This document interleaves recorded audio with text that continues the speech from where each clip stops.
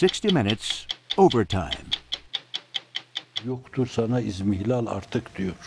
Fethullah Gulen is a Muslim cleric from Turkey. None of us had heard of him, but turns out he's arguably the most important Muslim cleric alive today, or at least one of the top 2 or 3. Shahar Baron produced Leslie Stahl's piece this week on the mysterious Gulen. Every preconceived idea you have of what a Muslim cleric and imam should be, he doesn't fit that bill at all. Here's an Islamic leader who believes deeply in capitalism, tells his followers that if they don't strive to make a lot of money, it's a sin against God.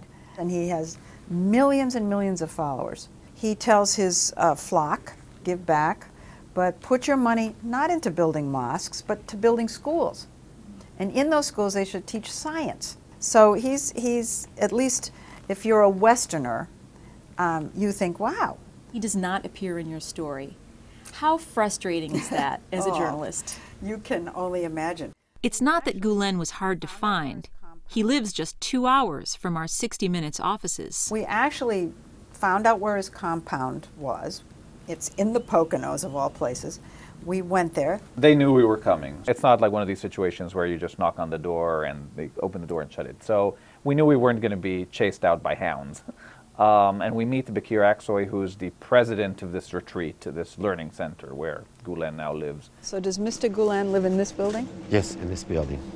And we thought, okay, it's a 25-acre compound. Then he takes us to this prayer room. It's in another building from where Gulen lives. We're there. And then he says, oh, do you want to come up to the house where Gulen lives? And we say, yes.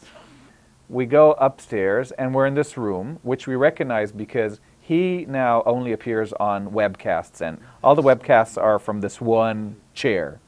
There's the chair. So that's nice. And we say, okay, is he like in another floor? Where is he? And Bekir Aksoy says, behind that door.